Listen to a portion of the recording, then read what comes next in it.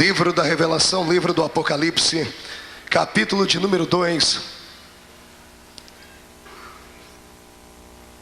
Vamos ler a partir do versículo de número 1. Ao anjo da igreja em Éfeso escreve: estas coisas diz aquele que conserva na mão direita as 7 estrelas e que anda no meio dos 7 candeeiros de ouro. Conheço as tuas obras, tanto o teu labor como a tua perseverança, e que não podes suportar homens maus, e que puseste à prova os que a si mesmos se declararam apóstolos e não são, e os achastes mentirosos. E tens perseverança, e suportastes provas por causa do meu nome, e não te deixastes esmorecer. Amém? Parafraseando este texto, abra sua Bíblia comigo num outro livro da Bíblia. Carta de Paulo aos Efésios, capítulo de número 6 e o versículo de número 13. Carta de Paulo aos Efésios, capítulo de número 6 e o versículo de número 13. Glorificado seja o nome de Jesus. Está escrito assim: portanto, tomai toda a armadura de Deus, para que possais resistir no dia mau, e depois de terdes vencido tudo isto, permanecer inabaláveis. Amém, queridos? Fecha a Bíblia por um momento. Gostaria que você pegasse na mão do seu irmão que está aí do seu lado, e ao pegar na mão dele, apertasse com carinho até ele falar aleluia. Eu quero que você saiba que a mão que você aperta nesta noite é única em todo o universo. Existem 7 bilhões de seres humanos na Terra, mas não tem nenhuma mão igual a esta que você está apertando. Cada ser humano tem uma impressão digital única. Isso significa que Deus não nos fez em série. Somos indivíduos com a graça de Deus dentro de nós. Aperte a mão do seu irmão e diga para ele: você está apertando uma mão original. Diga: não é clone. Isso, é uma mão original. Só quem crê nisso dê um glória a Deus bem alto. Feche os seus olhos mais uma vez, de mãos dadas com seu irmão. Aleluia. Jesus, eu te agradeço pela oração que o meu mestre aqui fez por mim, pastor Gilvan Rodrigues. A oração que vou fazer agora, Pai, ela não vai apagar a oração que o teu servo fez por mim. É só para complementar. É um pedido que eu tenho te feito todas as vezes que prego, e eu não posso deixar de fazer nessa noite. Senhor, enquanto eu prego neste lugar, eu gostaria que os seus olhos observassem ao redor deste ginásio, nesta cidade, e onde houver um demônio maligno que saiu das profundezas para atormentar, eu quero dar a estes demônios 5 segundos para desaparecerem de Camboriú. Porque se não sumirem nos próximos 5 segundos, serão queimados pelo poder da sua glória que vai descer aqui neste lugar. Eu também te faço um segundo pedido e encerro. Se ainda tenho crédito no céu contigo, ó Pai, abre as portas do céu sobre este ginásio agora, e envia do céu para a terra uma comitiva angelical, uma comitiva, Senhor, de anjos poderosos de fogo. Eu quero os serafins aqui neste lugar, ó Pai, porque a palavra serafim significa aqueles que ardem em fogo. Eu quero 2 aqui nesta tribuna, um à minha esquerda e outro à minha direita. Quero 2 na entrada daquele ginásio, entre os irmãos que assistem do lado de fora, e 4 anjos de fogo na nave deste ginásio. E onde houver um crente batizado com o Espírito Santo, que ele seja renovado agora.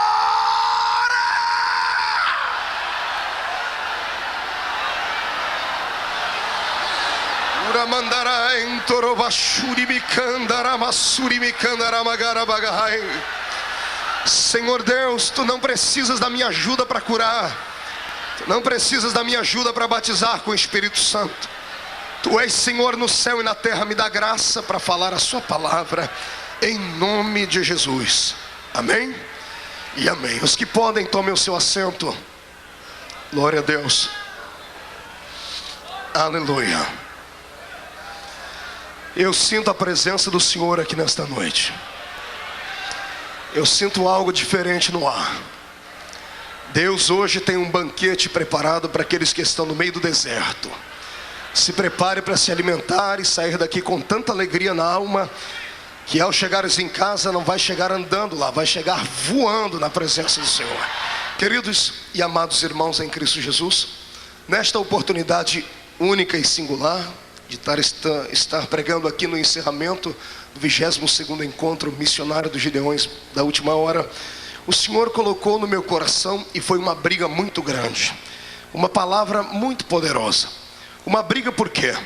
Porque vir pregar numa festa como essa, com tantos príncipes de Deus, a gente que faz parte da nova geração, quando vê os grandes homens do Senhor pregar, a gente treme nas bases, treme as pernas, em respeito à unção e à autoridade que Deus deu a eles.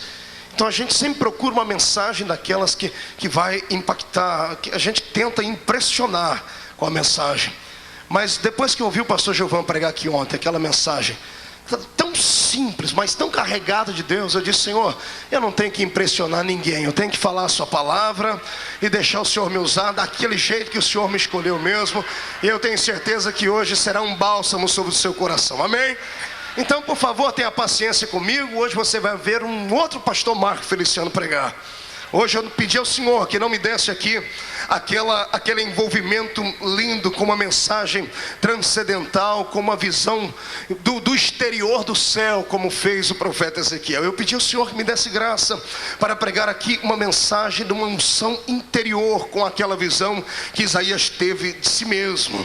A mensagem desta noite não é para aqueles que foram abençoados durante todos esses dias, que já saltaram, que já gritaram, que receberam o seu milagre, que foram batizados com o Espírito Santo, que receberam a sua oportunidade para cantar, para orar, para ministrar neste púlpito. Não, o Senhor me mandou hoje pregar para aqueles que daqui a pouco vão estar pegando o ônibus, indo embora, vazios, porque não conseguiram o objetivo que vieram aqui buscar.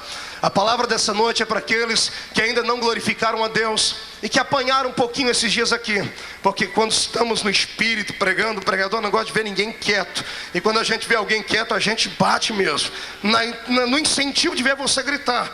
Nesta noite eu tenho uma palavra para aqueles que não gritaram. Não é porque não estava sentindo Deus, não é porque é frio, é calculista, não, é porque só Deus sabe qual é o vale que a sua alma está passando.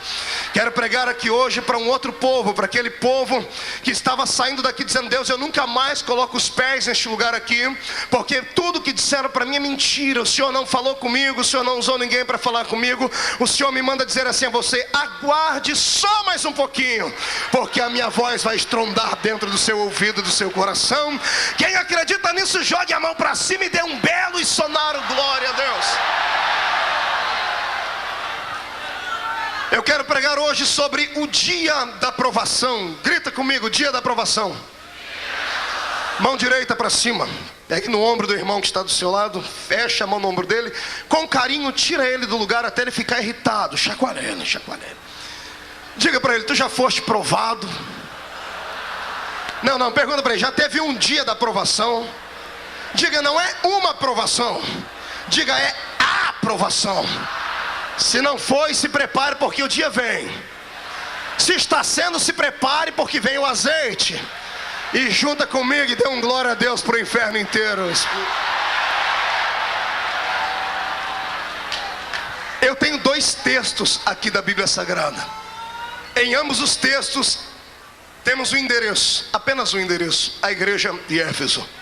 Temos o apóstolo Paulo escrevendo aos Efésios, e temos o próprio Cristo mandando João escrever aos Efésios. Parece que eu ouço o eco da voz de Jesus na empolgação de Paulo, e ouço o sentimento de Paulo na palavra de Jesus, no texto e nos textos que aqui lê. Quando Jesus usa João para falar aos Efésios, ele diz que ele tem visto os momentos de provações que eles têm passado, e tem visto que eles não têm parado, não têm entrado no momento de depressão espiritual. Eles têm passado pela prova de cabeça erguida.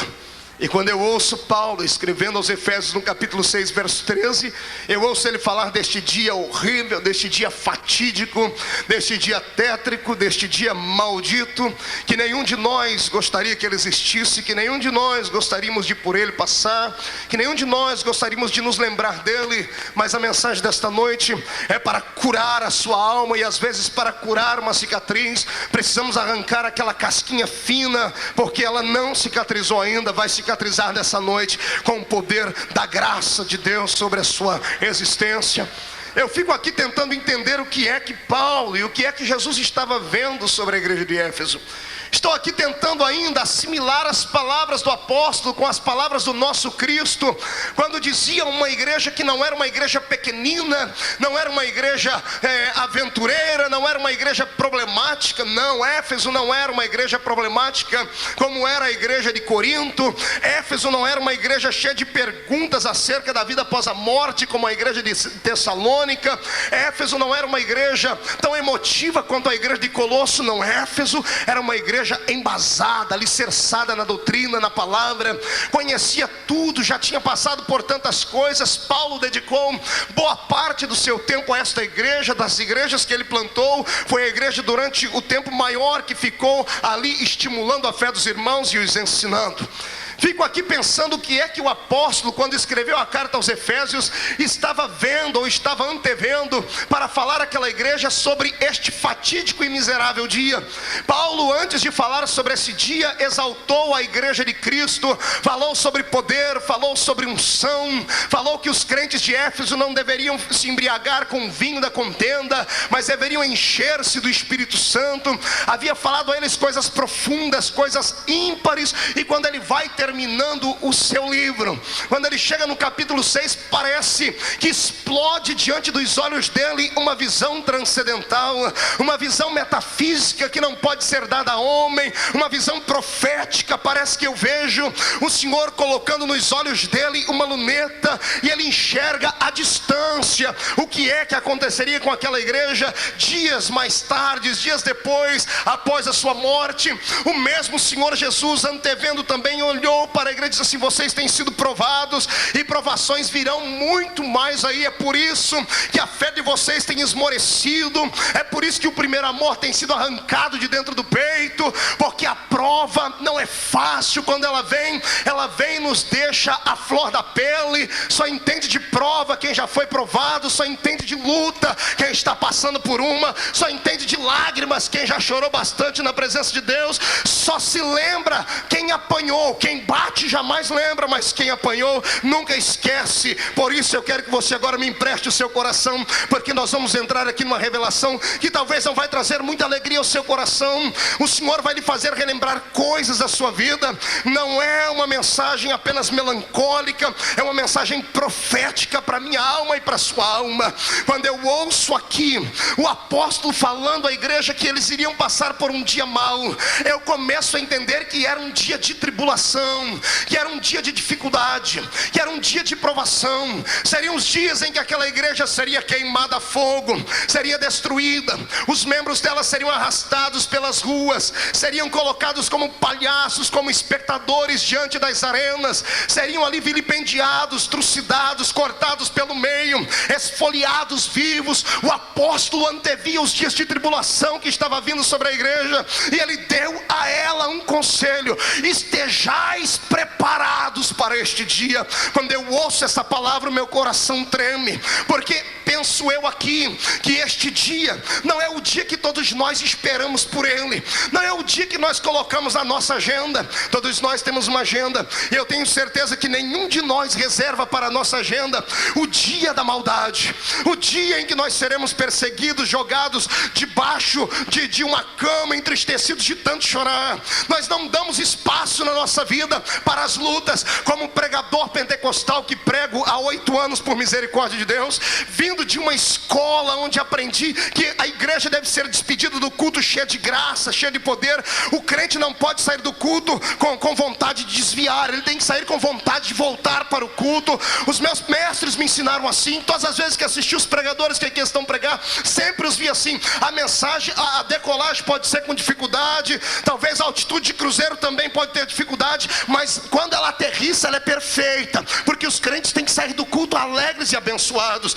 Então eu fiquei envolvido durante alguns anos apenas com uma mensagem que nós falamos que não é, mas é uma mensagem positiva, uma mensagem de autoajuda aos crentes, uma mensagem do crente que entra dentro de um culto como esse. A gente diz a ele, às vezes até mesmo de forma irresponsável: você vai receber, Deus vai te dar. E o que dizer das igrejas neotestamentárias que pegam o nosso Deus e colocam ele na parede, pastor Djalma Furquim, e dizem assim ao nosso Deus: olha, o Senhor é obrigado a dar, porque se Ele é Deus, Ele tem que dar. Se Ele é Senhor do céu e da terra, Ele vai ter que fazer. Essas pessoas são desequilibradas, não sabem o que estão falando, porque embora nós sabemos que o nosso Deus tenha poder para fazer tudo e muito mais do que nós pensamos, se Ele fizer um milagre, Ele é Deus. Mas se Ele não fizer, Ele continua sendo Deus, porque Ele é o Senhor. Aleluia. Um dia desse eu liguei o rádio e ouvi um pregador pregar dessas igrejas que existem por aí, dizendo assim, perguntando aos ouvintes que entravam no ar: você está na guerra ou você está na paz? E o cidadão disse: eu estou na paz. Ele disse: não, irmão, você tem que estar na guerra. Crente que está na paz, não sei o que tem, não sei o que tem. Aí o irmãozinho gritou lá no ar: não, mas é que eu sou assembleiano e na minha igreja ensino que paz é quem está na bonança, quem está na guerra é só quem está atribulado. Mas o pastor tentou embutir na cabeça dele que crente tem que estar na guerra. Eu quero lhe dizer uma coisa: nós estamos batalhando uma guerra sim, mas há uma paz no nosso coração, porque nós sabemos que esta guerra já está vencida, sabemos que a vitória já é nossa. Quem faz parte da guerra vencida, que já tem a vitória na mão, levante a mão para cima e dê glória a Deus. Deixa eu ver. Venha comigo, venha tentar entender que dia é esse. Que dia é esse que eu chamo de dia da aprovação, embasado em Apocalipse 2? E que dia é esse que o apóstolo Paulo chama de dia mau? Fui procurar subsídio na Bíblia Sagrada, senhoras e senhores, para ver se Paulo não estava louco, porque ele era filósofo. Entender um filósofo não é nada fácil. Fui para o Velho Testamento e descobri que no Velho Testamento alguém escreveu sobre esses dias também. Um cidadão diferente, abençoado, abastado, rico e muito sábio. Um homem que escreveu 3 grandes livros em toda a sua existência. Cada um dos seus livros que estão dentro da Bíblia Sagrada, escritos em um tempo, escritos dentro de um tempo, como uma revelação para o seu tempo. Ele escreveu o primeiro livro quando ainda era um rapaz jovem, bonito. A pele do seu rosto ainda tinha uma tenacidade brilhante, os seus olhos eram brilhantes, o seu corpo era esbelto, seus cabelos eram belos, talvez louros ou talvez arruivados como o cabelo de seu pai Davi. Estou falando de Salomão. E quando Salomão escreve o seu primeiro livro, ele escreve o livro de Cantares. Quem lê o livro de Cantares entende do que fala. Era um livro empolgante, é uma carta de amor. Quem escreveu aquele livro com tanta beleza poética só podia ser um coração apaixonado. Salomão, ao escrever este livro, ele não era um homem de meia idade, era um jovem empolgado com a beleza feminina. Dado a sua estatura de rei, pensava ele que podia ter tudo o que queria, e ele teve em sua existência 700 mulheres e 300 concubinas, mas por uma ele se apaixonou de uma forma diferente. Era esta sunamita, uma menina do interior do seu país, que havia vindo de outro país, com a cor da sua pele diferente. No meio do livro de Cantares nós lemos que ele chama a sunamita de Meilená. A palavra Meilená é negra como um carvão. Salomão se apaixonou por uma mulher de uma etnia diferente da dele, e talvez por isso mesmo este romance tenha custado este livro. Talvez os povos da sua época, os ministros do seu império, não aprovassem o relacionamento dele com tal mulher, porque a cor da sua pele era diferente, ela era completamente diferente dele, e por ela Salomão se apaixonou e escreveu este livro. Quem lê o livro de Provérbios se empolga, e quem não está mais amando, volta a amar. Faça um teste e leia este livro na sua casa para você ver. Mas o tempo não para, e o relógio do tempo foi forçando Salomão a amadurecer. A vida faz isso com a gente, a vida faz a gente amadurecer. Se você pregar uma fita do pastor Marco pregando aqui há 6 anos atrás, e ver ele pregando hoje, vai dizer assim: o que foi que aconteceu? Será que ele deixou de ser corajoso? Será que ele deixou de perder o rumo daquela mensagem? Não é nada disso, é que o tempo vai fazendo a gente amadurecer. A gente vai apanhando demais na caminhada, e a gente é obrigado a sair do estado de menino e virar homem da noite para o dia. É isso o que acontece com a gente. Muitas pessoas não entendem. E Salomão vira homem de repente da noite para o dia. Homem no sentido que estou falando aqui da palavra, um homem de autoridade. E agora ele olha no espelho e já não é mais o garoto que escreveu o livro de Cantares. Agora é um homem de meia idade, que Freud diria que ele estava na idade do lobo. Já era um quarentão, beirando um cinquentão. seus cabelos dá meio branco, meio preto.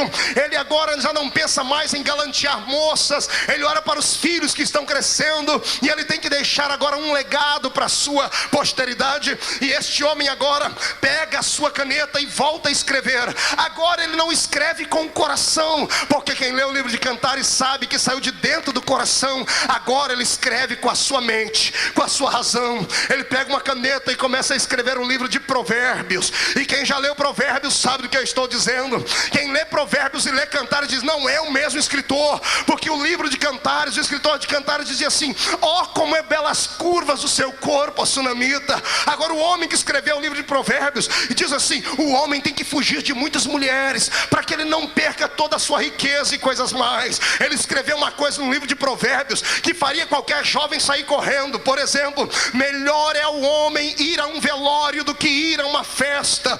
Quem é que prefere num velório ver um defunto do que numa festa beber Coca-Cola? Amados, eu entendo Salomão. Ele não estava escrevendo com o coração, estava escrevendo com a razão. A vida ensinou ele a isso, e ele sabia que quem ia a uma festa não pensava no amanhã. Quem vai a uma festa só pensa em se prostituir, em encher a cara e divertir ao máximo, e no outro dia arcar com as consequências das suas peripécias. Mas quem vai a um velório, quando olha para dentro daquele paletó de madeira, vê um cidadão que está ali, que é de carne e osso igual ele, feito da mesma matéria, amigo, cresceu junto ou é parente, diz: meu Deus, se esse aí morreu, amanhã serei eu que vou estar aí dentro. E a pessoa sai do velório pensando na vida, sai do velório de forma melancólica, chorando. Quer ver um exemplo? Quem é que já foi em velório de alguém que morreu de acidente de carro? Levante a mão para eu ver. Você lembra como foi que você saiu do velório? Você saiu do velório triste, saiu do velório parado. Você engatou a marcha do seu carro e não acelerou demais, respeitou todo sinal de trânsito, parou em todo semáforo, abriu espaço para todo mundo passar, porque a prudência brotou na sua mente. Você olhou para aquele carro e lembrou: opa, o meu amigo morreu por imprudência. Era este Salomão que estava amadurecendo e escrevendo o seu segundo livro. Mas o relógio do tempo não para. Diga para o seu irmão: o relógio não para, e o tempo continua. E depois que o tempo continua, num belo dia, acredito que foi numa bela manhã, olhe para cá e prepare o lenço para começar a chorar comigo. Levanta Salomão da sua cama. Ele vai levantar e sente dores no corpo inteiro. A maldita da ciática atacou ele. Ele olha de um lado da cama, tem uma virgem bonita do lado dele, do outro lado uma outra virgem mais bonita ainda para aquecer o seu corpo. E quando ele olha para si mesmo, ele se sente um inválido, ele se sente um homem já passado do tempo. Ele pega agora o cetro com o qual ele exerceu um reinado, e ele não usa mais o cetro para apontar para as pessoas. O cetro agora serve como uma amuleta, como uma bengala para ele. Ele se levanta e vai para o banheiro. Quando chega no seu banheiro, lá está um espelho. E quando Salomão olha para o espelho, ele toma um susto. Por quê, pastor? Porque ele olha para o espelho e o que ele vê não lhe é muito seguro. O que ele vê lhe dá muito tristeza, porque ele não vê mais o garoto que conquistava 700 mulheres e 300 concubinas. Ele não vê mais o homem que influenciava rainhas que vinham de longe para vê-lo. Ele não é mais o homem de meia idade que está escrevendo livros sendo aplaudidos agora. O que restou foi uma carcaça. Os seus olhos estão avermelhados e cheios de cataratas. Os seus dentes estão amarelados e tortos. Os seus cabelos esbranquiçados. A pele está cheia de mancha. Ele olha para suas pernas, estão cheias de varize. As unhas estão amareladas, estão parecendo que estão ficando roxas. Ele olha para aquele espectro que está diante do espelho, ele toma um susto, e de repente ele ouve a voz da sua consciência dizendo assim: há um tempo para tudo na terra, há um tempo para tudo nessa terra. Ele levanta dali, vai para a mesma escrivaninha que ele escreveu a carta para a sunamita, vai para a mesma escrivaninha que ele escreveu o legado para a posteridade de Provérbios, pega a caneta agora com a sua mão trêmula, escreve o mais poderoso livro que ele já havia feito na vida, o livro de Eclesiastes. E ele começa o Eclesiastes dando a mim e a você uma lição de vida que ninguém gosta de ouvir, que ninguém gosta de aceitar como conselho. Ele começa o livro dizendo assim: olha, vaidade, vaidade, tudo é vaidade, tudo passa, a beleza física passa, a inteligência passa, o reinado passa, a experiência passa, os homens passam, os amigos vão embora, a única coisa que fica é aquilo que é imaterial, é aquilo que a terra não pode quer comer. O que sobra é a experiência viva de um Deus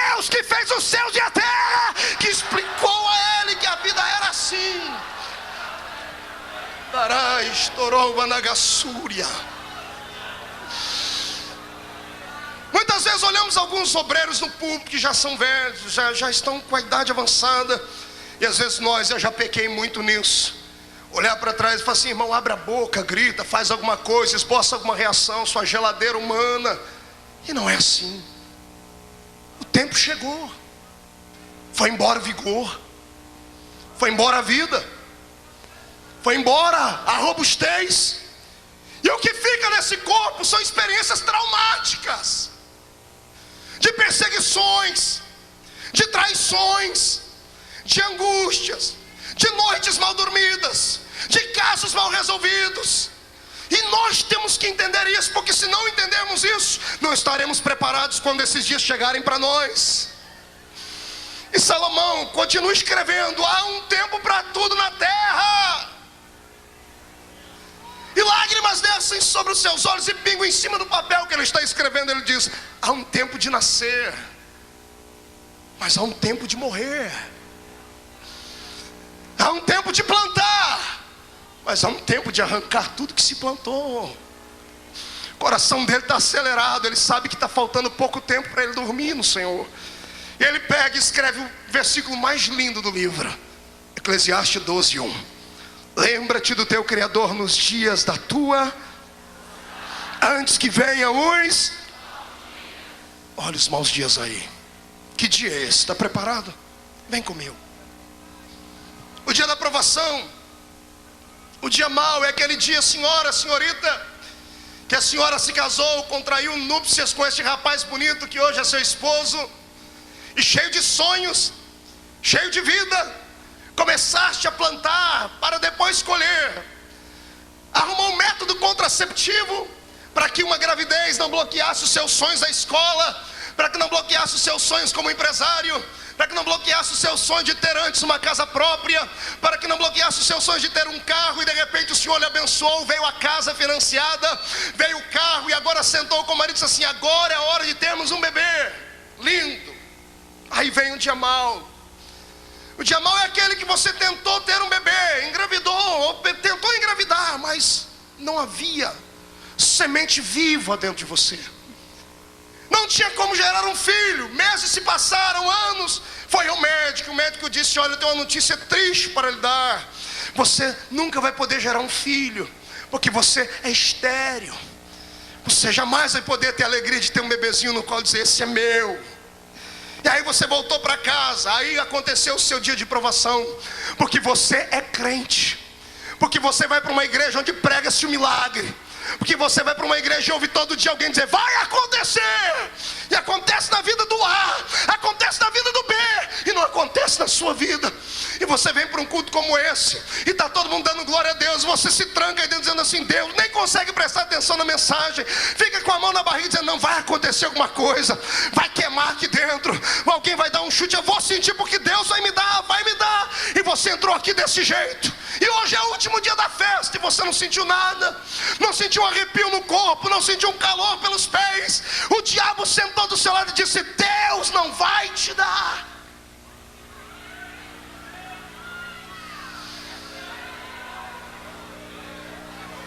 E aí está você agora,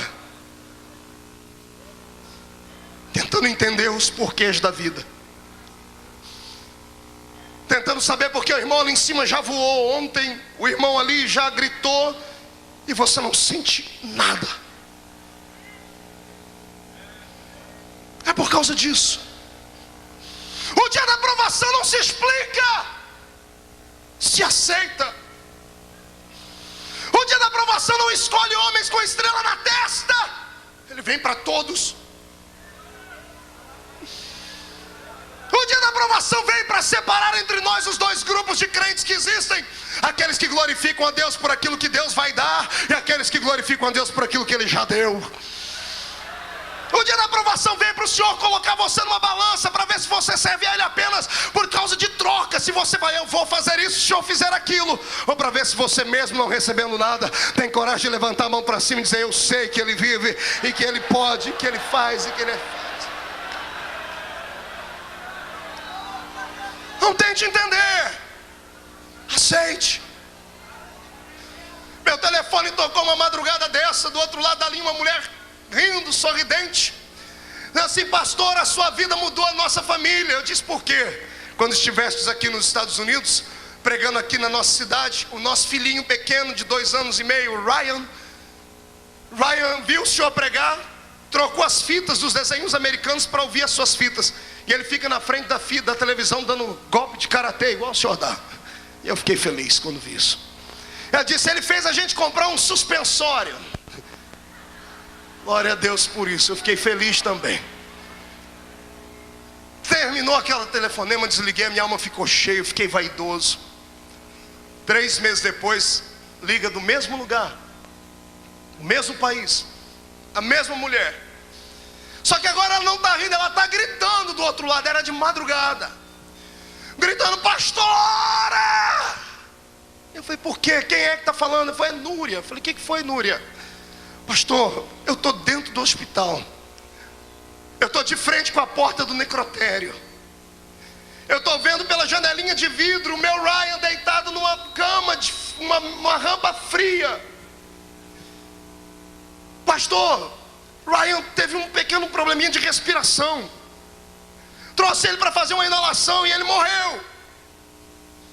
Tentaram ressuscitar ele, deram 26 choques no peito dele e ele não voltou. E o médico me abraçou e disse assim, filha, Deus sabe todas as coisas. E eu estou ligando para o senhor, porque naquele dia que eu liguei, eu achei que Deus ia fazer do meu filho um pregador. Eu achei que um dia ele ia estar pregando nos Gideões como o senhor. Mas o meu Ryan está deitado ali, pastor, me dá uma explicação, ora para Deus ressuscitar ele. Você pensa que eu não orei? Pensa que eu não dobrei meu joelho de madrugada, peguei o telefone, eu gritei. Eu pedi, eu orei. Sabe como é que o senhor me respondeu?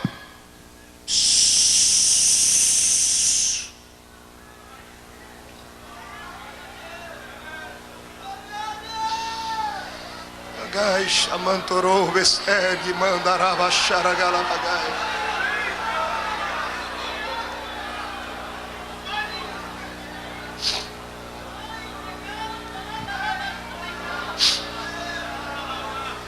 Explicar. Um amigo meu do interior de São Paulo, moço que era gerente de banco, do Banco Bradesco, tinha uma vida abençoada, cheia do Senhor. Ele pegou e saiu para ser missionário lá no Chile. Foi através de uma missão brasileira. Tudo que ele vendeu ele levou para lá. Comprou uma casinha, investiu na igreja, e o que sobrou comprou uma motoca, uma moto. Um belo dia ele despede da família e diz assim, eu vou atrás da montanha ali, porque eu tenho que levar ceia para os irmãozinhos que nós ganhamos dali. E ele sai de casa e nunca mais volta. A polícia encontrou o corpo dele no outro dia, caído, morto, sem sangue, com as pernas quebradas, o braço direito quebrado, e um rastro no chão como de uma cobra, por uns 100 metros. Fizeram a reconstituição e chegaram à seguinte conclusão: quando ele estava passando perto da montanha, um grupo do Sendero Luminoso, para brincar com ele, deram uma rajada de metralhadora. Um tiro pegou no ombro esquerdo e jogou ele para o chão. Ele caiu da ribanceira com a moto e tudo. Na queda quebrou as 2 pernas, quebrou um braço, ficou desacordado por um tempo. Quando voltou em si, escureceu, ele não enxergava mais o caminho de nada, não podia andar e saiu se arrastando. O sangue esvaiu todo por aquela ferida do tiro. Eu fiquei imaginando o dia que a mulher dele contou a história. Como é que foi as últimas horas desse moço? Porque ele não morreu na hora. Como é que foi a última conversa dele com Deus? Você acha que ele não pediu para Deus mandar Gabriel ali? Você acha que ele não pediu para Deus mandar Miguel, mandar um anjo, um querubim, um serafim? Você acha que ele não pediu? Você acha que ele não pediu para o Cordeiro Santo, que curou tanta gente, para ir ali curar ele? Pelo menos mandar um carro lá em cima para alguém socorrer ele, porque se socorresse ele estaria vivo. Ele orou a madrugada e sabe como é que o Senhor respondeu para ele?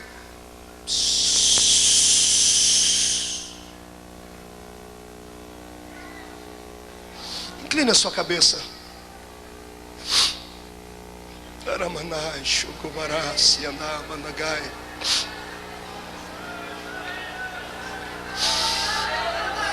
Eu pedi a Deus para deixar o meu lado de evangelista de lado hoje.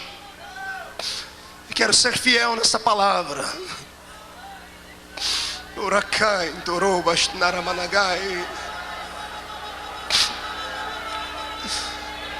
No outro dia, quando a notícia chega em casa, a mulher dele me contou aqui no Brasil um dia desse. Tinha uma filhinha de 5 anos. A família chegou e disse: você tem que dar notícia para sua filha. E ela sendo diante da menina e falou assim: filha, lembra da historinha que o papai contava sempre? Qual, mamãe? Aquela que ele falava que Lázaro sofria muito, que Jesus levou ele para o céu. Lembro. Jesus encontrou o papai ontem no meio do caminho. E Jesus viu o papai sofrendo e disse assim: chega de viver aí, vem viver comigo aqui no céu. A menininha levantou a cabeça e disse: papai morreu, mamãe? Morreu. Ela baixou a cabeça. Ela disse: quando ela levantou tinha lágrima pelos olhos. Ela disse: mamãe, quem vai brincar comigo de cavalinho agora? Quem vai me colocar nos ombros e brincar comigo todo dia de tarde? Quem vai me contar as historinhas da Bíblia? Essa mulher disse que ela queria encontrar um buraco e pular dentro, porque ela invocou toda a autoridade, toda a unção, toda a graça, toda a glória, e os céus não responderam a oração dela. É aqui que eu quero que você entenda que ser crente não é só pular e gritar. Ser crente não é só receber o vento do Senhor, andar com o pé só, batalhar. Ser crente é sofrer. Pastor, mas sofre o ímpio tem que sofrer. Não, você sofre como ímpio, o sol nasceu para todos. A diferença é em como passar pelo vale. Todo mundo passa, a diferença é em como passar pelo vale. O ímpio passa sozinho, e você tem alguém do seu lado para lhe acompanhar.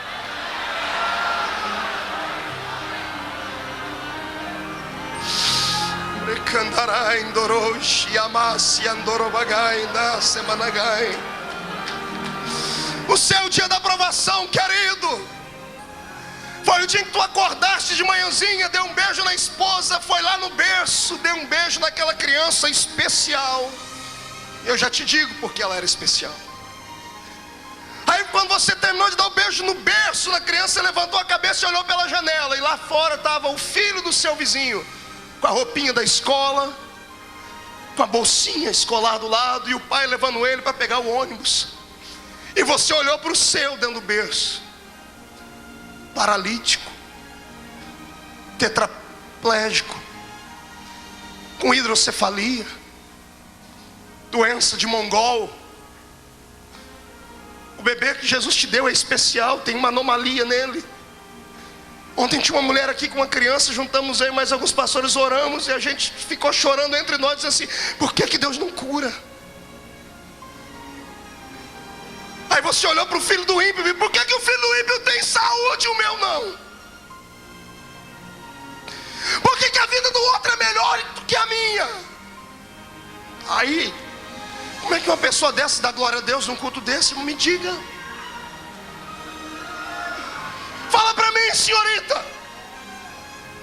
Fala para mim, pastor. Tem anos de teologia. Fala para mim. Não podemos pregar de maneira irresponsável. Acontece. Mas não é regra. Nem todo mundo que está no nosso meio vai receber o seu milagre. Nem todo mundo que está no nosso meio vai ser batizado com o Espírito Santo. Nem todo mundo que está no nosso meio vai ser um grande pregador. Não vou ser irresponsável para lhe dar falsas esperanças e amanhã você ficar frustrado, não. Mas eu quero dizer que ainda que isso não aconteça, isso não te impede de ir para o céu. Paralítico ou não, cego ou não, mudo ou não, doente ou não, você é herdeiro do céu.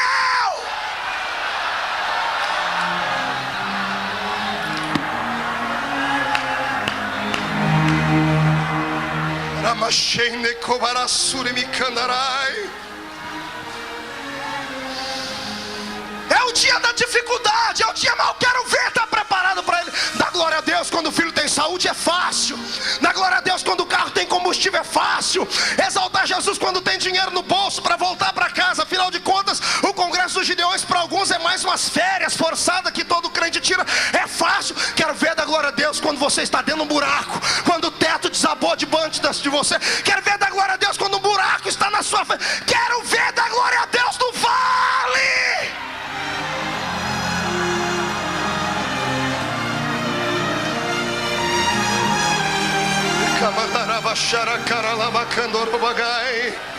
Isso é uma mensagem séria. É uma mensagem para os nossos dias. Ah, pastor, eu queria ouvir uma mensagem de autoajuda. Vai lá na banca e compra um livro do Laí Ribeiro. Pastor, eu queria ouvir uma mensagem mais light. Vai lá na igreja Seixonoye. Pastor, eu queria ouvir uma mensagem assim que viesse de encontro aos meus problemas. Procura uma igreja neopentecostal. Aqui não. Aqui você vai ouvir essa verdade de Deus. Você é um ser humano, você é fadado a todo tipo de problema nessa existência. O dia mal não acontece só na vida dos outros, acontece no nosso também. E quando vier, por favor, não desonra a Deus. Não fique aí frouxo, de cabeça baixa, humilhado. Ergue a cabeça, sai de dentro do buraco.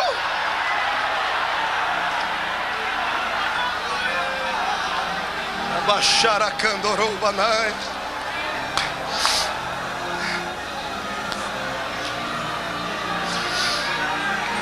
Aleluia. O dia mal, viúvo, para você foi aquele dia que você acordou, não de dia, no meio da noite, bateu a mão do lado da cama procurando ele ou ela e já não estava mais lá. O frio da noite faz abrir o guarda-roupa para pegar um cobertor, e quando pega o cobertor vem o perfume dele ou dela. E na calada da noite, sozinho, sem um pastor para orar por você, sem ninguém, tu sente saudade dele, dela. Dobra o joelhinho na beira da cama e fala assim: papai do céu, por que o senhor levou ele? Por que o senhor não me levou também?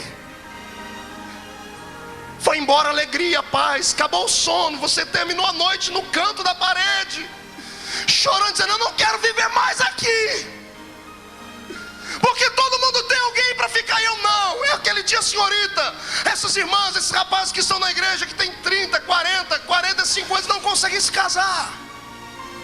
E o diabo diz para você: você não conseguiu porque você é feio, é isso, é aquilo. Jogou um complexo de inferioridade tão grande dentro de você, que você não consegue se achar bonito quando olha no espelho. Eu venho hoje em nome de Jesus Cristo te dizer uma coisa: o Espírito do Senhor vai fazer algo pela tua vida, mas você tem que esperar. Por favor, não desanime, não dê ouvido aos outros, não dê ouvido ao demônio, não dê ouvido ao diabo. Continua com a sua fé nele, em nome de Jesus. Vai passar.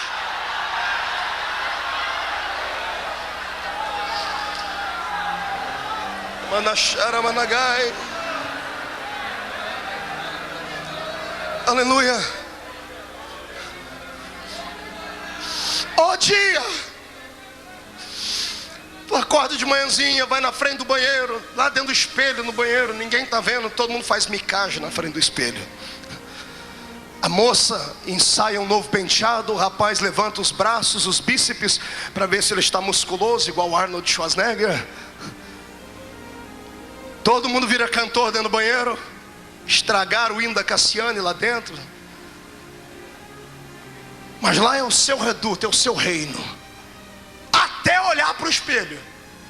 Porque quando olhou no espelho, encontrou uma mancha, um caroço, que não estava ali. Ou se estava, você nunca percebeu. E era melhor não ter percebido, não era? Você olhou, lembrou da propaganda da televisão: tem que se precaver, câncer, isso, aquilo. Você diz: não, na minha vida não. Aí você usa as palavras de efeito das igrejas do século 21. Está amarrado, eu rejeito, eu não aceito. E colocou a roupa e disse essas palavras como se elas fossem palavras mágicas. Esqueceu, até no outro dia quando foi tomar banho de novo. Quando tirou a roupa, lá estava mancha de novo. 3 dias depois você foi procurar um médico. Aí chegou lá no médico da família, pediu uma biópsia, mandou você não se preocupar. 7 dias depois te chama para uma reunião, você vai lá. Nisso você já ligou para o Brasil inteiro, para todos os profetas que você conhece. E os profetas já ligaram para você: não, Deus já entrou com providência, já está curado, vai na força. Aí o médico olha para você, é da família, dá um sorriso meio amarelado, não sabe como começar, e diz assim: você ainda é crente? E você diz: graças a Deus, do reteté. Ele olha para você e diz assim: parabéns. Pelo que, doutor? Eu não tenho doença. Não, parabéns, porque você foi escolhido por Deus para ser provado. Você tem uma doença no seu corpo que a medicina não achou cura.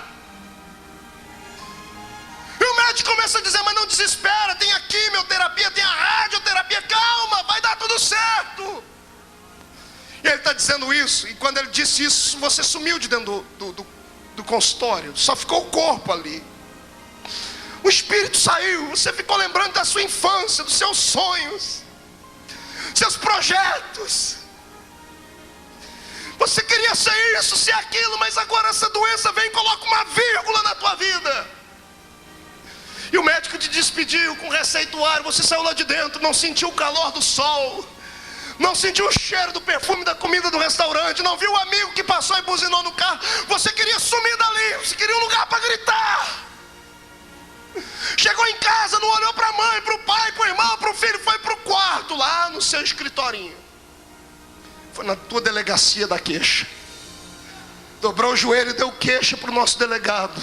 Lá de cima: papai, por que essa doença veio em mim? Nessa hora você chama Deus e Deus não vem.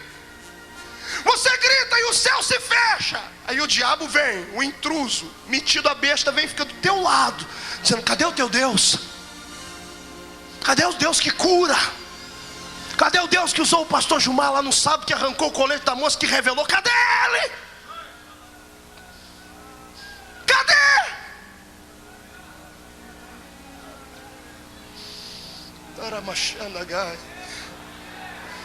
Pior não é isso. Aí você começa a procurar os seus pecados escondidos dentro da cabeça. Não, deve ser porque eu pequei aquele dia. Você começa a pedir perdão de todo pecado que existe, que você lembra, que você não lembra, até pecado que você nem fez. Você ora igual Davi: Senhor, expurga até aqueles que eu já esqueci deles. Quer ficar livre, limpo? Levanta dali, não tem coragem para conversar com ninguém. Vem para um culto como esse, está aí com o cabelo caindo, está aí com o seio inchado, está purulando por dentro. E a gente fica falando: dá glória a Deus, irmão. E você tenta, mas quando você vai dar glória, dói tudo. E você está vindo para casa dizendo assim: Deus não me ouviu, Deus não me viu, Deus não lembrou de mim. Não, Ele lembrou sim. Ele mandou dizer para você: calma. Na vida do crente, o que não acontece amando de Deus, acontece com a permissão dele. Calma. O diabo não pode tocar em você, a não ser que Deus deixe. Deus só deixa o diabo tocar quando ele sabe que você vai vencer ele. Calma, vai passar. Eu profetizo que é só um dia de tribulação. Calma, não desespera, não troca Jesus, não larga a cruz. Tenta aí do nada, arranca força, arruma força onde não tem. Tenta levantar a mão para cima, tenta chorar, tenta fazer alguma coisa, mas não desespera. Pelo amor de Deus, não desespera.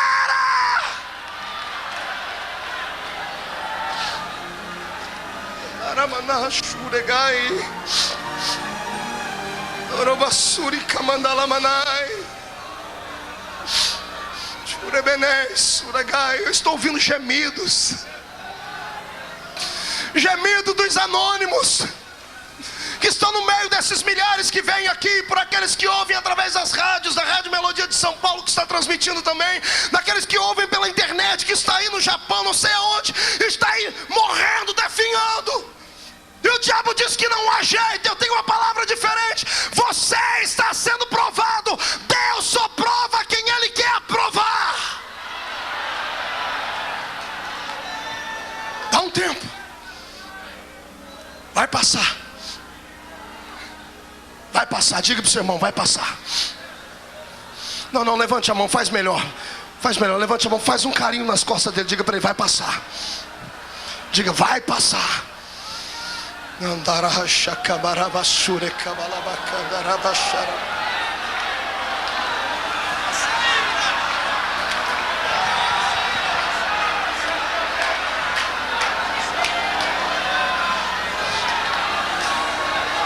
Vai passar, vai passar, vai passar. Em nome de Jesus, vai passar. Vai passar. Já ouço o barulho do seu Deus descendo, vindo ao seu encontro. Vai passar.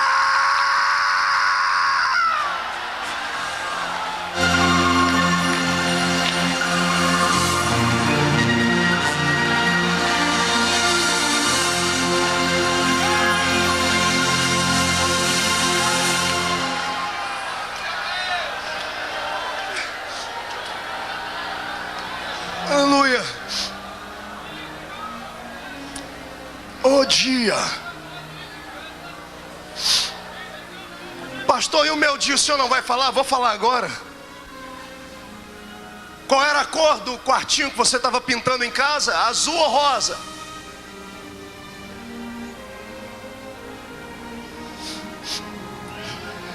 Era azulzinho ou rosinha? Era uma cantora ou um profeta que você havia profetizado para o ventre da sua esposa? Vai nascer. Aí quando a barriga já estava grande, você já tinha se familiarizado, conversado com ele já tinha dado um chutinho na barriga. Alguém lá em cima do céu, sem perguntar para a gente, sem mandar um e-mail avisando, sem telefonar, acha por bem que o bebê não pode nascer.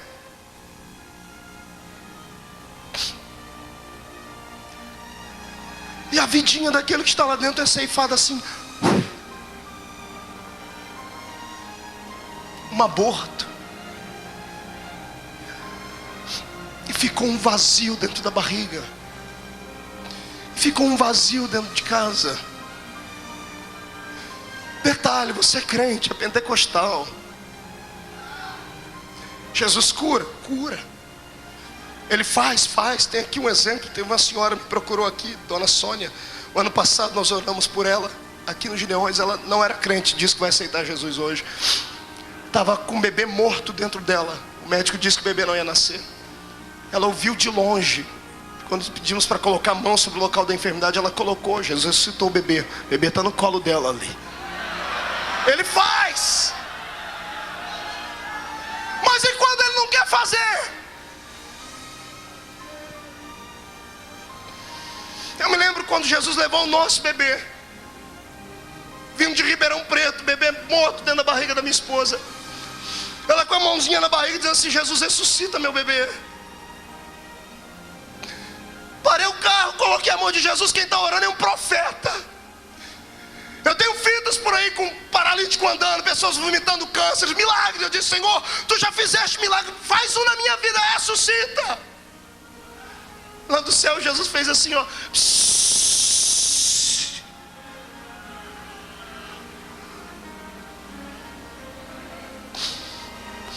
Quem é que explica? Não dá para explicar.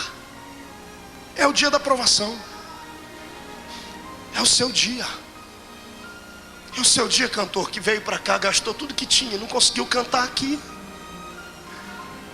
Ficou olhando aí de cima, brigando. Falou: por que alguns têm tantos e a gente não pode cantar um hino? É o seu dia. Ele está te provando. É a sua história. Ninguém vai escrever a sua história a não ser você e Deus. É a sua. O Senhor escolheu você para passar por isso. Então, por favor, levante a cabeça, sacode a poeira, dá a volta por cima. Porque você não é um pé rapado espiritual, não. Você é filho de Deus. Oh, pastor, mas eu queria ter um testemunho para contar. Calma, vai chegar o dia. Mas por enquanto é para você orar e gemer. Vai dizendo ai, vai dizendo ui, vai sentindo dores, vai sentindo contrações. Daqui a pouco, em nome de Jesus, o milagre vai nascer. Mas enquanto ele não vem, pelo amor de Deus, jogue essa mão para cima, dá um grito de glória a Deus, explana a sua alma.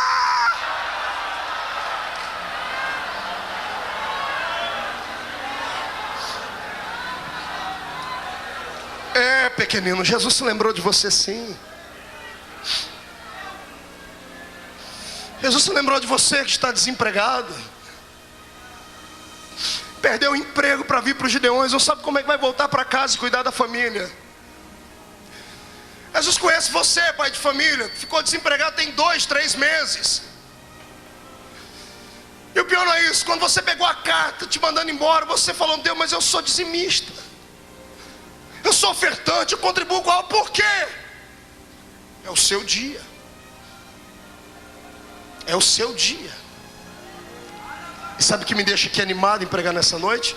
Eu olhar para um monte de gente que fica olhando para mim assim, como se nada tivesse acontecendo. Eu fico com pena deles, porque eles não sabem o que é um dia mau. Fico com pena porque vai chegar o deles. Pastor, o senhor está me amaldiçoando? Não, estou lhe precavendo. Vai chegar. E quando chegar, se você não tiver estruturado, tu vai ser vencido. Vai soprar um vento maldito em cima da sua vida e você vai sucumbir, vai cair por terra. Então o que é que eu faço, pastor? Encha a sua botija agora. Encha a sua alma de fé. Encha a sua alma de gozo. Faz igual os 3 meninos lá na fornalha. O rei falou: vou aquecer 7 vezes, se não glorificar meu nome, vou lá, vou mandar vocês para, vão morrer. Os 3 olham um para a cara do outro, chegam à conclusão e dizem: fica tu sabendo, ó rei, que o Deus que nós servimos pode soprar nisso aqui, pode fazer chover dentro da fornalha, pode mandar uma água e apagar o fogo, mas ainda que Ele não nos livre do fogo, nem assim vamos te servir, porque a nossa fé é inabalável.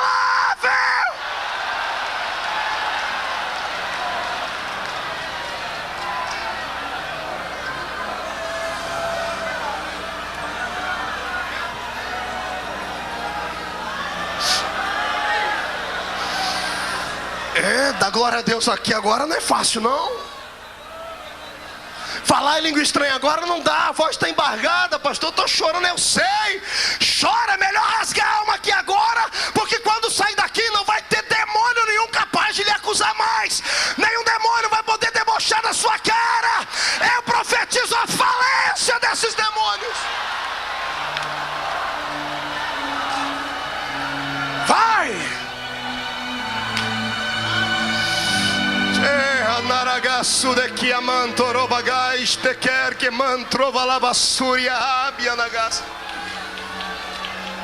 Eita Deus!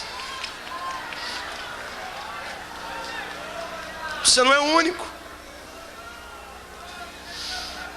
Você não é o único que sofre. Você não é o único que foi traído. Você não é o único que beijou a lona. Você não é o único. Todo mundo tem seu vale. E o vale vem para te aperfeiçoar.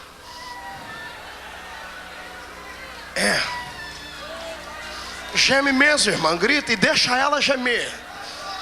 Você não sabe o que ela está sentindo. Deixe ela.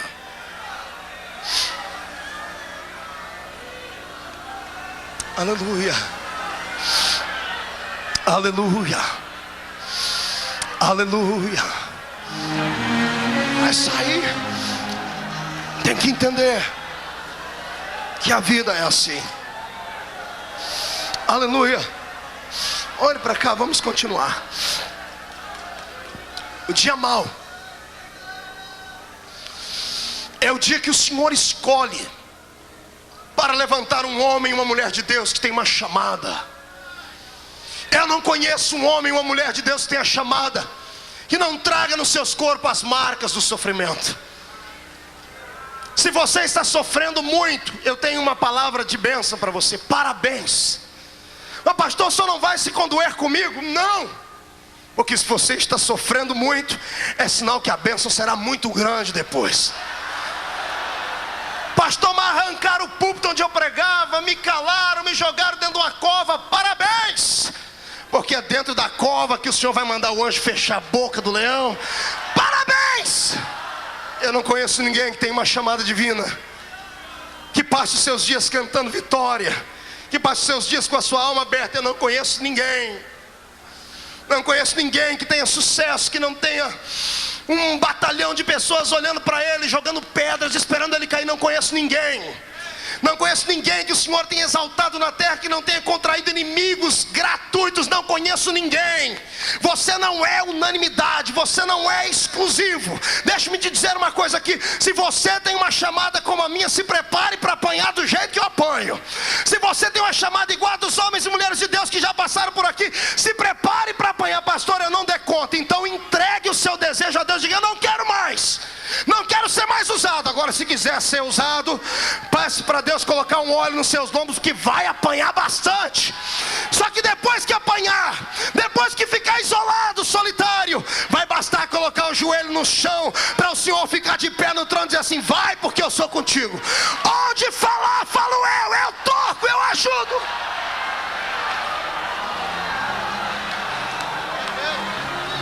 Meu Deus. Tem um homem chamado Mefibosete na Bíblia. 2 Samuel 4:4. Leia depois na sua casa. Oh, vida desgraçada teve esse menino. O avô foi rejeitado por Deus. O pai morreu na mão dos inimigos. E quando chegou a notícia em casa, vem uma mulher, agarra ele, a ama dele, a babysitter dele, sai correndo com ele de casa. Quando vai atravessar a porta, escorrega e cai. O menino quebra os 2 pés e fica aleijado para sempre.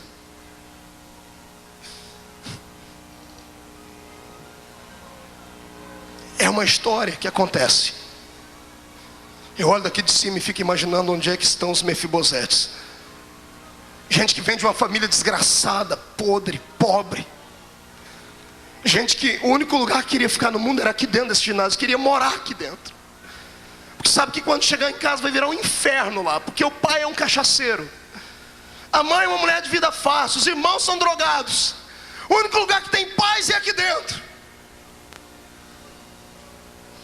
Eu passo por isso. Toda sexta-feira dessa minha vida eu pego um avião para algum lugar do mundo. Toda sexta-feira, quando eu estou pregando no púlpito e vou para o hotel, eu dobro o joelho e oro pela minha mãe. Porque toda sexta-feira à noite minha mãe vai para o forró.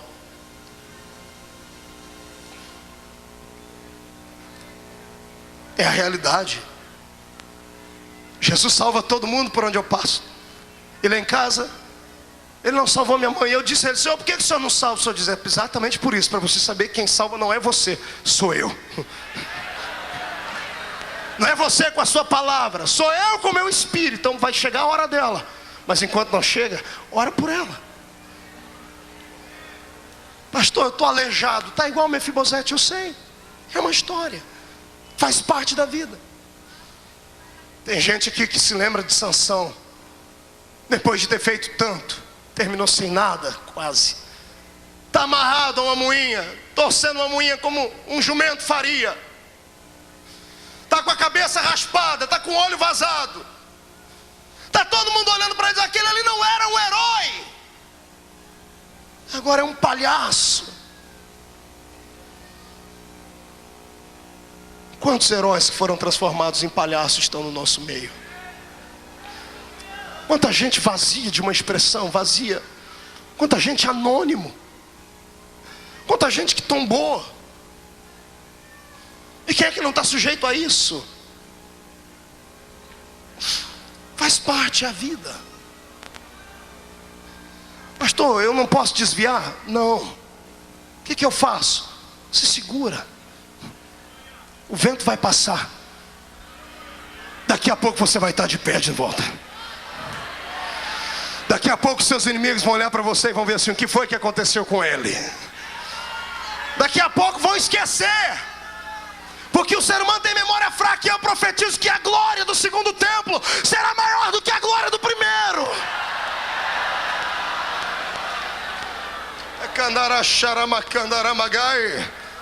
É só o dia da provação. Comece a debochar do diabo hoje. Comece a rir do espírito que diz para você: não há paz, não há esperança. Debocha dele, porque nessa noite está caindo a máscara dele. Esta é a noite que o Senhor escolheu para lhe abençoar.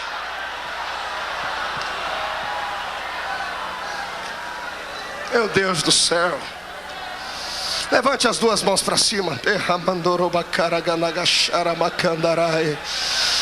Levante as duas mãos para cima quem está tendo um dia mau, quem está passando por um dia de dificuldade.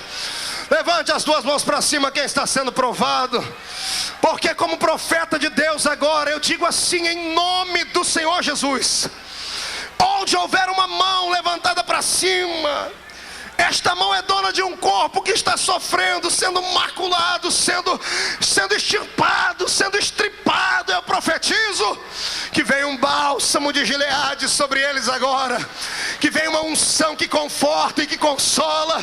E onde houver alguém sentindo dores de morte, que receba o toque do Espírito Santo até começar a adorar. Agora, agora, agora, agora.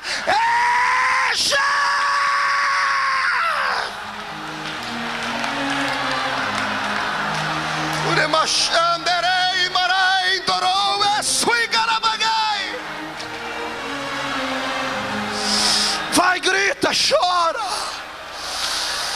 Indesse, mandará baixuri migai.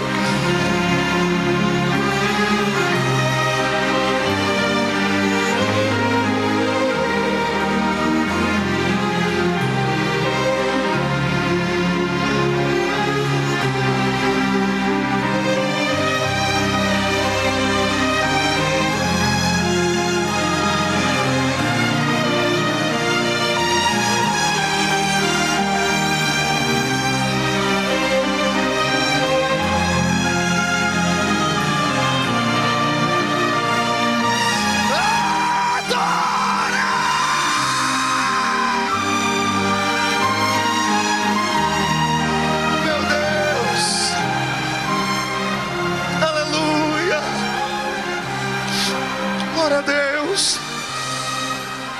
Vai passar. Já está chegando o fim. Já posso ver uma luz chegando ali no fundo do túnel. Estou sentindo o cheiro do perfume da vitória. Já está chegando.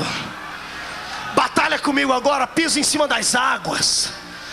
Comece a enxugar as lágrimas dos olhos, porque agora nós vamos correr de encontro àquele que colocará no nosso peito uma faixa de campeão. Você não vai sair daqui do jeito que você chegou, de jeito nenhum. Quando entrar dentro daquele ônibus e colocar a planta dos seus pés naquela cidade, o Senhor vai entregar na sua mão a chave que vai abrir a porta assim. Chegou ao final. Você não é um qualquer na terra, você é filho do Eterno. Deus já decretou a sua vitória.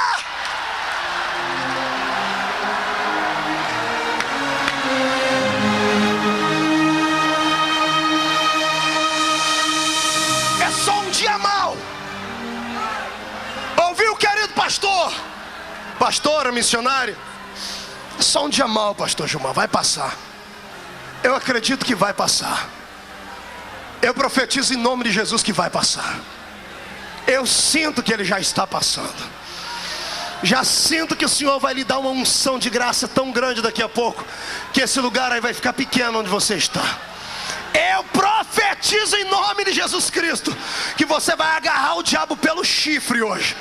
Vai esfregar o focinho dele no chão e vai voltar para sua casa dando gritos de glória, porque o Senhor te vocacionou para a vitória.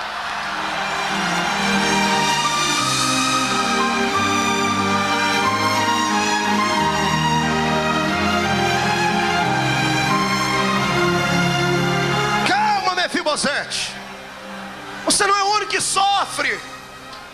Pastor, tem mais alguém que sofreu? Ixi. A Bíblia é o livro dos sofredores. Eu vi um Moisés na Bíblia que lutou a vida inteira por uma vitória, que sonhou em ver a terra prometida, em entrar nela, caminhar por ela, mas por causa do tormento dos seus irmãos não foi possível. Ele está em cima do monte, está de frente à campina que havia naquele lugar, está olhando a terra prometida, e o Senhor dizendo para ele: viu ela? Viu com os olhos, mas não vai para lá. Oh, dia de desgraça. Senhor, mas eu sonhei com aquela terra, eu lutei por ela, mas para lá você não vai. É a palavra do Senhor. É um menino chamado Elias que aparece pregando em Israel, cheio de unção, cheio de poder, cheio de intrepidez, e chega dizendo sem ninguém mandar: olha, segundo a minha palavra não vai chover mais aqui. Gente, isso era para dar ibope, porque o céu fechou. Mas ao invés do Senhor olhar para ele e dizer assim: Elias, fica de pé porque eu vou te abençoar agora, filho. Fica de pé porque eu vou te dar agora uma coroa. O Senhor diz para ele: Elias, levanta e te esconde. Mas Senhor, é profeta, vai se esconder, porque senão vão te matar, vai esconder. Foi o ministério perseguido mais rápido que eu já vi na Bíblia. Pregou uma profecia só. Teve que se esconder. Você não é o único que sofre. Vocês não se lembram de Jó? Teve que pegar na mão da alça de 10 caixões e enterrar os 10 filhos. Teve que ver a mulher virar as costas para ele. Teve que pegar um caco de telha e coçar a sua ferida. Não podia chorar porque as pálpebras estavam carcomidas da doença. Não podia conversar com ninguém porque parecia um cadáver vivo, féretro, fedendo. Era um dia de dificuldade, era o dia da aprovação. Mas o dia da aprovação, ele dura só um tempo. É um tempo e passa. E quem vence a aprovação, daqui a pouco encontra o dia da vitória ali na frente, ó. Está preparado para dar glória a Deus agora? Olha para o irmão e diga: agora limpa as lágrimas. Era isso que eu queria ver você chorar. Queria ver o Espírito Santo trazer você de volta à sensibilidade. É claro que alguns não têm sensibilidade para entender esse tipo de mensagem. Querem grito, querem pulos. Deixa eles para lá. Eu falei que ia pregar para quem não havia recebido nada ainda. Então é para você. Se eu fosse você, eu sim dava glória a Deus, chutava a boca de Satanás, e ninguém tem nada a ver com isso.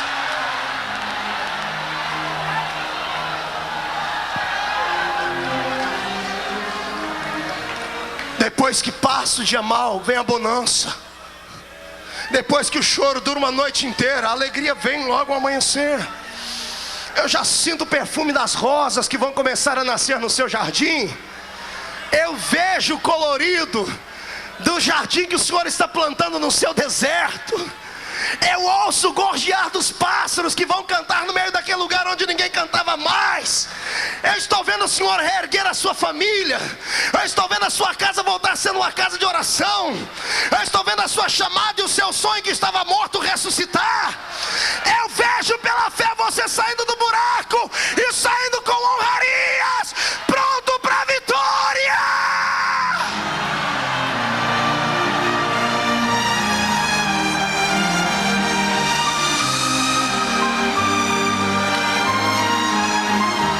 Mefibosete ficou aleijado, o avô foi rejeitado, o pai foi morto, teve que fugir, teve que se esconder. E um belo dia lá na frente, o rei Davi está sentado no trono dele, vê que está tudo uma bênção, em paz, em bonança, e ele se lembra do seu velho amigo Jonatas. E ele diz assim: será que não sobrou ninguém da família de Jonatas para que eu possa abençoar? Aí alguém diz: Senhor, sobrou um aleijado. Como é? Sobrou um aleijado, filho de Jonatas. Os pés dele não funcionam, está lá, torto. Senhor, a praga foi grande, porque além do avô ser rejeitado, o pai morto, o neto ficou aleijado. E só de traga o aleijado aqui. E lá vem o aleijado, não sei andando de que jeito, pé torto, tudo quebrado. Chega diante do rei, ele se dobra, e o rei diz assim: Mefibosete. Ele diz assim: fala que o teu servo ouve, rei. Eis-me aqui. Mefibosete: sim, senhor. Tudo quanto foi do teu avô e do teu pai, tudo que lhe foi roubado, ele foi tirado, eu lhe devolvo hoje, eu te restituo. Ele toma um susto: mas Senhor, quem é o teu servo para receber isso? Não acabou a bênção, tem mais. O que foi? A partir de hoje, todo café da manhã, todo almoço e toda janta, você vai aqui sentar comigo na mesa do rei, vai comer comigo, vai se alimentar comigo.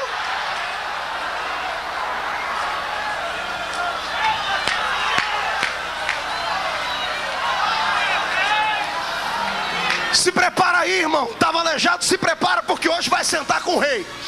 Vai sentar com ele, todo mundo que riu da tudo teu alejume vai ter que olhar e vai ter que ficar com inveja mesmo. Vou ficar com o nariz comprido, porque chegou o tempo da bênção. Vai, Sansão, continua empurrando a moinha, vai fazendo o trabalho do jumento. Deixa as pessoas cuspir, deixa as pessoas jogar pedra em você, deixa te chamar de palhaço, vai. É só um dia mal, vai passar. Pastor Gilmar, amarraram a mão dele, os pés dele, cegaram os olhos dele, cortaram o cabelo dele, mas está para existir ainda uma algema que trave a alma de alguém. Está para existir uma algema capaz de amarrar o espírito de um adorador. O crente sabe como convencer Deus. É filho, filho sabe tocar o coração do pai. Tá, sim, ele pecou, fez coisa errada, mas está empurrando e está dizendo: oh, pai, eu não tenho mais olhos para olhar para cima, eu não tenho mais força para matar ninguém, mas eu tenho saudade de quando nós dois juntos fazíamos proezas. Oh, pai, não dá para me perdoar? Senhor, eu já estou pagando preço, já fui humilhado. Eu não sei quantos dias foram. Eu sei que se Deus estava de costa, a palavra de Sansão foi chamando a atenção de Deus, até que Deus olhou para ele e enxergou ele. Não é verdade, ele não nasceu para isso. Já pagou o preço, já passou o dia mal, e o Senhor não falou com ele. O Senhor fez uma coisa diferente, o Senhor tocou no couro cabeludo dele. E a minha Bíblia diz assim: e o cabelo de Sansão começou a crescer de novo.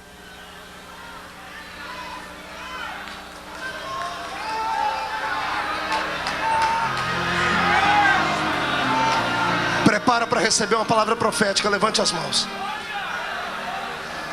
Eu profetizo que nesta noite, onde você estiver me ouvindo, começa a nascer uma nova experiência entre você e Deus. Há um novo pacto em andamento. Eu profetizo que o seu cabelo volta a crescer hoje. Recebe em forma de profecia, porque aqueles que te olharam de cima para baixo, se quiserem te enxergar amanhã, vão ter que colocar binóculos nos olhos, porque você vai voar. Vai voar.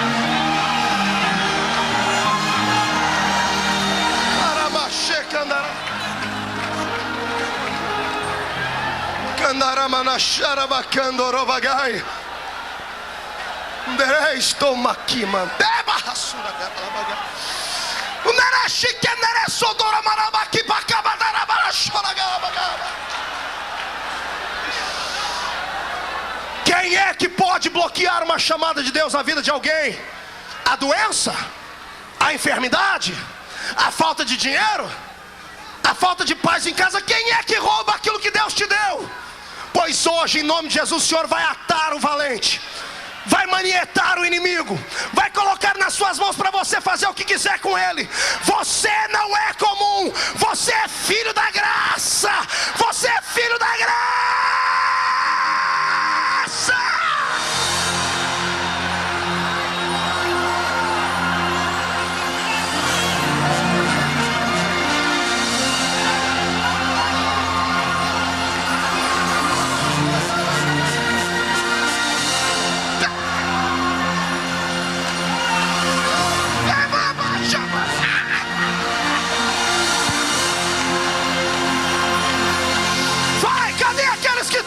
Pelo sucesso, dê um pulo pra cima e glorifica.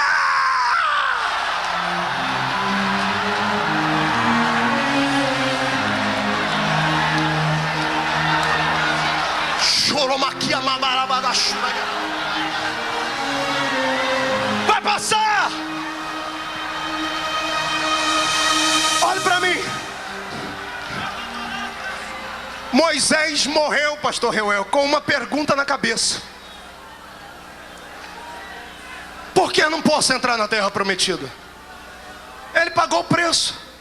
Pastor Gilvan, se alguém merecia entrar naquela terra, era Moisés. Ele comeu o pão que os irmãos amassaram, é pior que o pão que o diabo amassa. Ele enfrentou tudo e todos, ele deu a cara para bater. Quando ele chega lá em cima, ele diz assim: ó, morre, Moisés. Puf, Morreu. O dia que eu li essa passagem bíblica, eu me revoltei, pastor Luci França. Me revoltei, pastor Joel Roda. Eu falei, por que, senhor? Por que o senhor mata um homem que fez de tudo? O senhor disse, ei, os meus projetos são maiores do que o dele. Não me questione.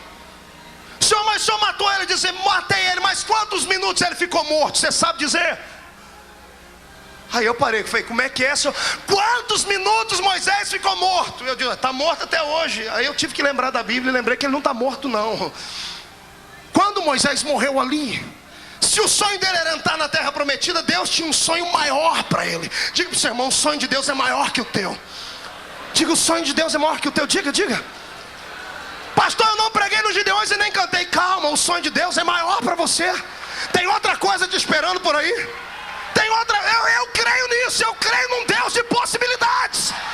Eu creio num Deus que abre porta onde não tem porta. Adore Ele.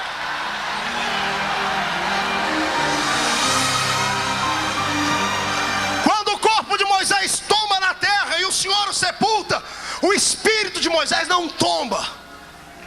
Moisés está terminando de fazer a pergunta, por quê? Ele abre o olho, ele já não está na terra mais. Está de frente do trono de Deus e o Senhor com os dois braços abraçados, com os dois braços escancarados, dizendo assim, bem-vindo Moisés.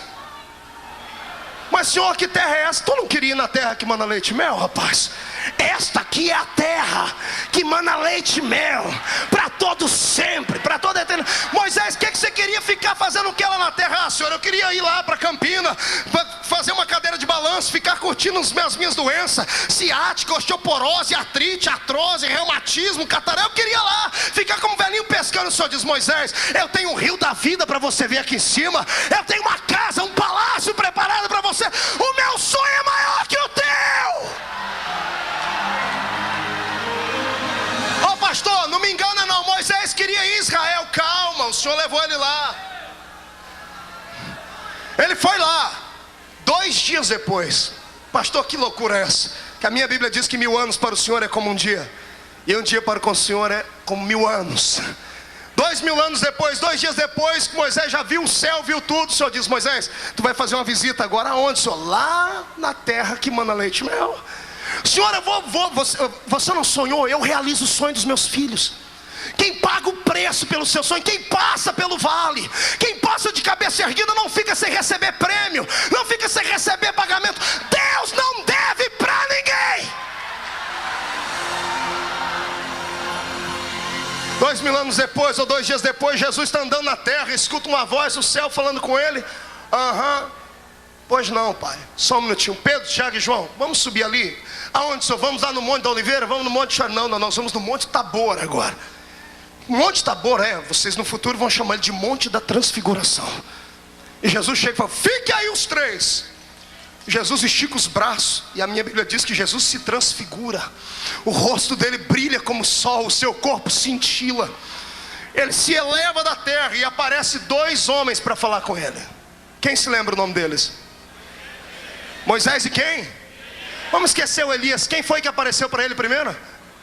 Diga o nome, quero ouvir, eu não vi. Moisés, mas ele não morreu? Quem foi que apareceu? Moisés. Então quer dizer que Deus realiza o sonho do ser humano? Quer dizer que vale a pena passar pelo vale? Ele queria entrar na terra e entrou. Eu profetizo em nome de Jesus que a porta que Deus abriu para ti, quem tentar passar por ela na sua frente vai morrer, porque é tua. Deus abriu o mar vermelho para o povo dele passar. Quem tentou passar no meio morreu. A porta que Deus abriu é tua, se prepara para entrar por ela. Jesus vai começar a colocar sapato de fogo nos seus pés, porque vai caminhar pelo tapete da revelação da graça. É o tempo de cantar.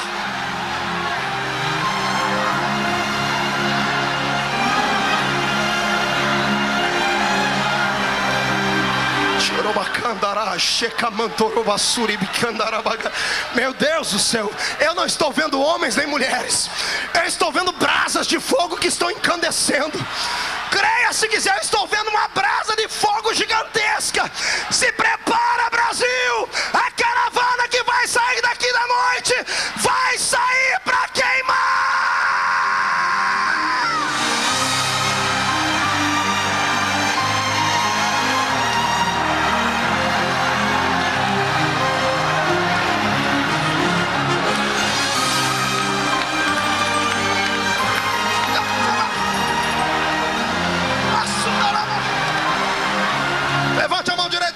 bate no peito.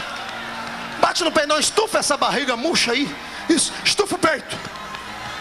Olha para o seu irmão e diga assim: o problema é seu se não acreditar. A minha aprovação está acabando. E daqui a pouco eu não vou ter mais que correr atrás da bênção. Se a bênção quiser ser abençoada, ela é que vai ter que correr atrás de mim, porque passou.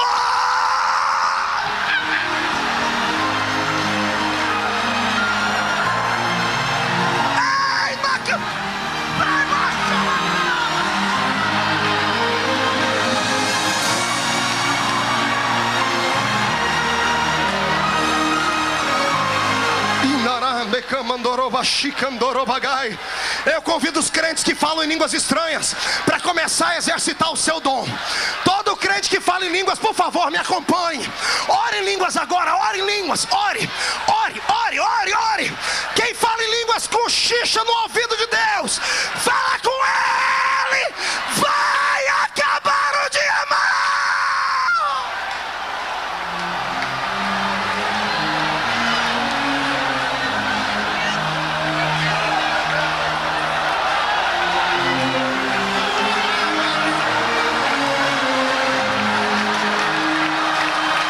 Esse rapaz de bigode e óculos, dê um passo à frente, por favor. Pare aqui, levante as duas mãos para cima. Pastor Gilmar, por favor, pegue na cintura dele, por trás, nos ossos dele. Isso, aperte as mãos sobre os ossos deles.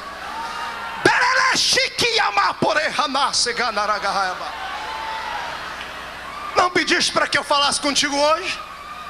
Falo e falo no íntimo. Eu acompanhei a sua trajetória de casa aqui. Eu vi os teus sonhos, eu vi os teus desejos. Eu te acompanho há muito tempo e sei quantos não acreditam em ti. Para lhe dar o que tu me pediste antes, eu tenho que fazer um milagre. Sabe as dores da coluna? As dores da perna esquerda? Ai, que mal obedece, Amanagai. Não consegues ficar ajoelhado mais para orar porque dão câimbras. Os ossos que te ligam da perna esquerda ao tronco do corpo, aí onde meu santo está com as mãos, estão deteriorando. Uma cadeira de rodas estava te esperando, mas como eu sou Deus e ouvi a tua oração para te usar como tu queres, não posso te ver na cadeira de rodas. Eu restauro os teus ossos agora e te dou uma unção de glória.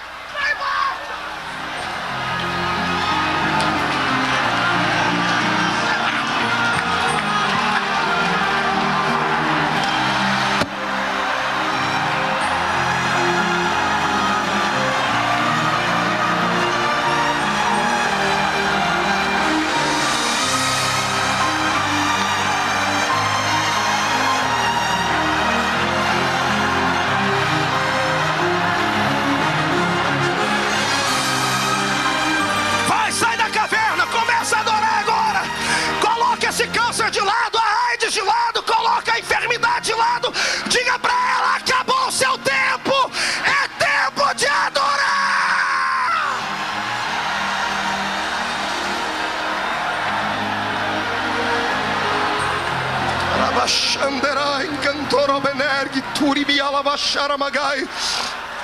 Aleluias.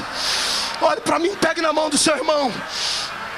Meu Deus, querido, parece que rompeu o som aqui. Meu Deus, pastor Reuel. Ei, pegue na mão do seu irmão e escute uma coisa que eu vou lhe dizer.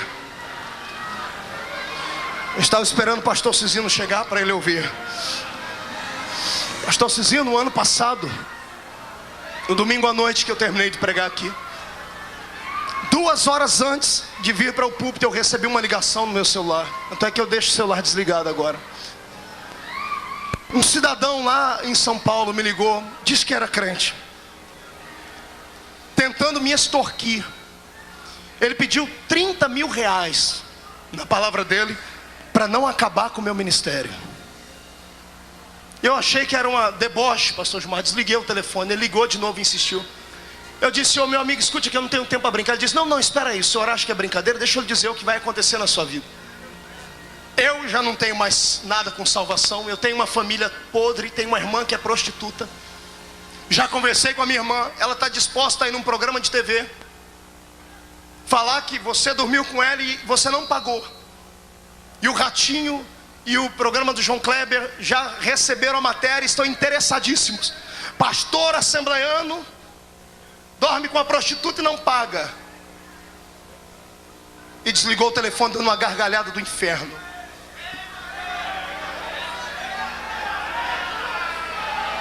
Eu subi o ano passado aqui para pregar, no último dia, sabe Deus como.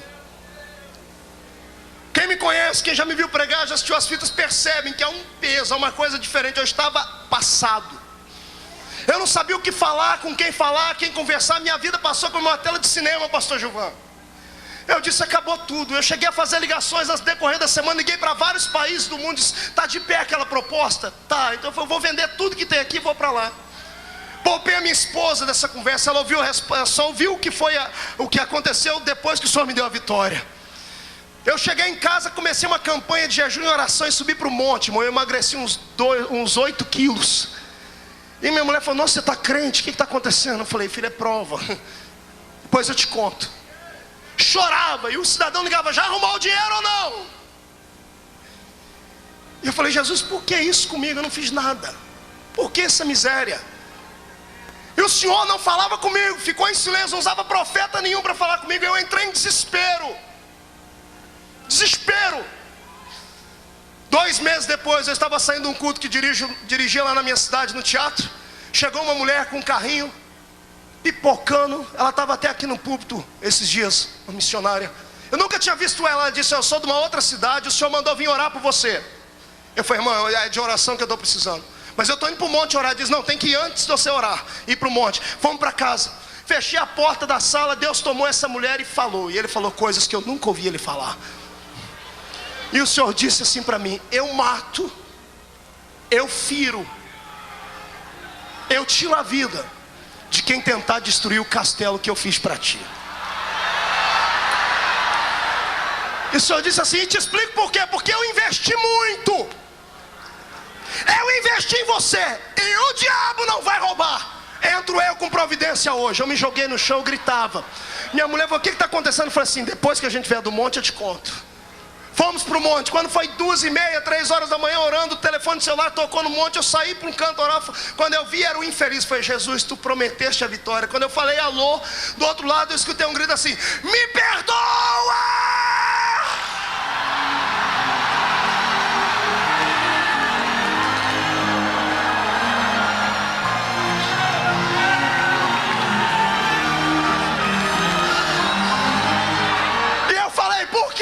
Porque eu cheguei em casa agora do baile, eu estava no baile, fui tomar banho pensando na grana que você ia ter que me dar. Quando eu passei a mão no cabelo com shampoo e tirei a mão, estava todos os meus cabelos na mão, eu fiquei careca. O Senhor falou que vai me matar, me perdoa!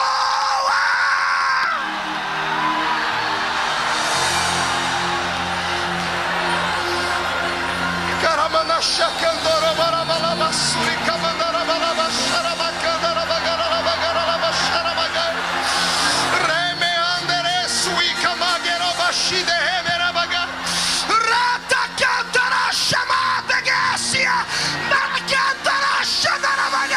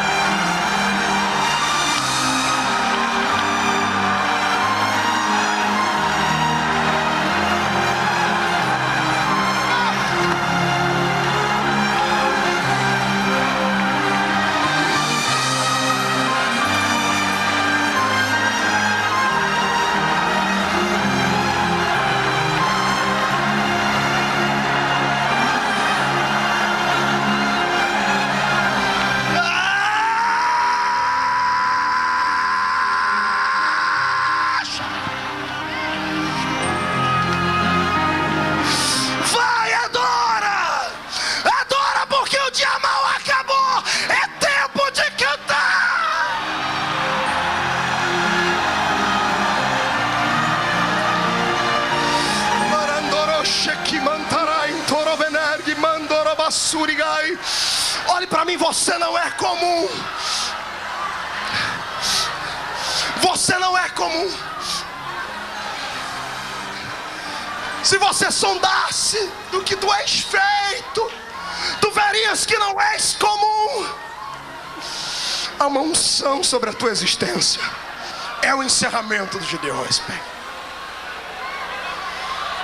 Você achou que Jesus ia te deixar assim, ir para casa desse jeito? Você achou que Ele não te amava, é? Recebe um beijo do Senhor aí. Sinta o vento das asas dEle que te cobrem agora. Meu Deus! Estou ouvindo barulho de espadas. Anjos estão degladiando contra demônios por causa de você. Tu nascestes para vencer.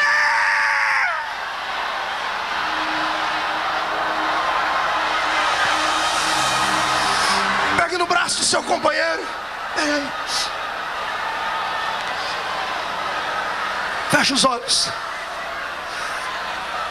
Você ainda tem um sonho? Feche os olhos. Você ainda tem um sonho?